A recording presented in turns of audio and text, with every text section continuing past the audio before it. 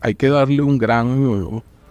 O sea, nosotros como clase política tenemos que reconocer que este pueblo ha sido sometido a una operación de una gravedad infinita, ¿no? Y el pueblo ha sabido resistir. ¿Con base en qué? Eso hay que estudiarlo. Yo puedo lanzar algunas hipótesis. Yo creo que nosotros tenemos una espiritualidad que nos viene desde tiempos previos a Huaycaipuro.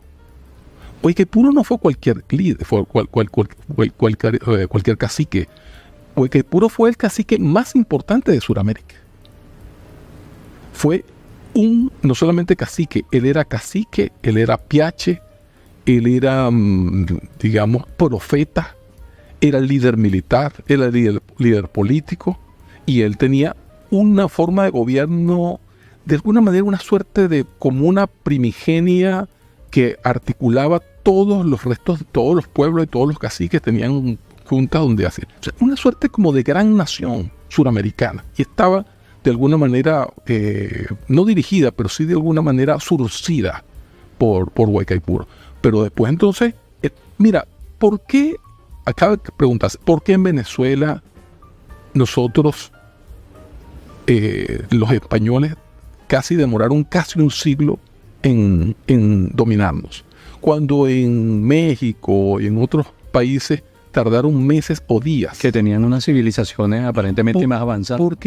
Claro, porque ¿qué es lo que se dice? Se nos dice, las civilizaciones avanzadas tenían las grandes pirámides, los grandes centros de culto, las grandes, digamos, elaboraciones de oro.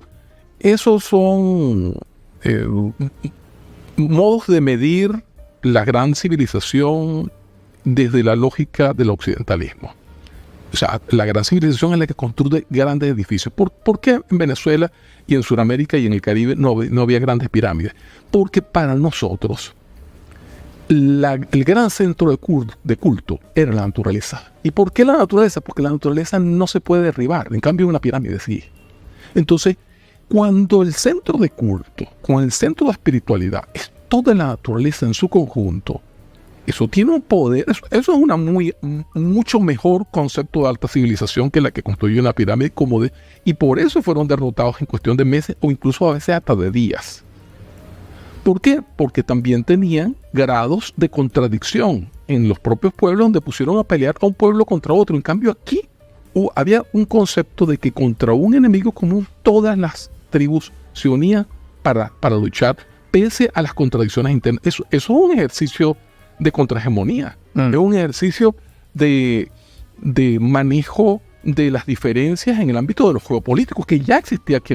Pero ¿por qué el movimiento independentista del mediodía de América, de Sudamérica, comienza precisamente por Venezuela? Eso no podemos decir que es casual, porque hombres tan brillantes como el geopolítico que fue Simón Bolívar, y que es Simón Bolívar, el gran teórico de la pedagogía de la liberación, Simón Rodríguez, el gran teórico de la literatura latinoamericana, que fue Andrés Bello, Francisco de Miranda. ¿Por qué todos esos hombres nacieron aquí?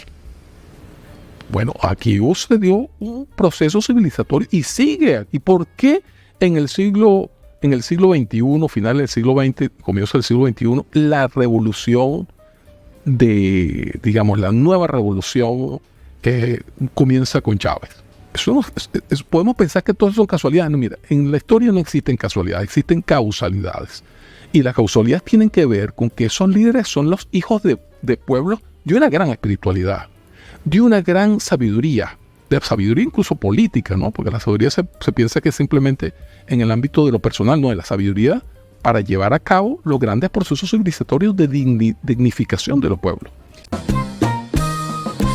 Laiguana.tv. La verdad hecha tendencia.